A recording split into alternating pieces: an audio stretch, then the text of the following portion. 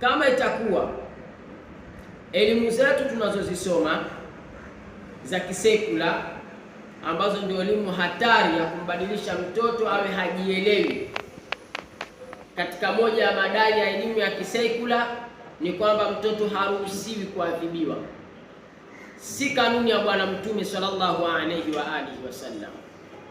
Katika moja ya riwaya Bwana Mtume anasema nyumba yenye bakora ndani Allah ameibariki. Sasa bakora ikafanye nini? Ikauwe nyoka. Nyoka uliwa na bakora, nyoka anauliwa na magongo, mawe. Kwa maana nyumba yoyote ambayo mtoto akikosea haadabishwi, nyumba hii si ya kuishi. Lakini katika elimu ya kisekula ni kwamba mtoto haruhusiwi kupigwa na wala mwalimu haruhusiwi kuingia na bakora darasani. Hii kuonyesha kwamba elimu ambazo tunazisoma kuna wakati zinakwenda kufatana na ilmu za kimagharibi na mtazamo wa kimagharibi ya kwamba watoto waekwe huru.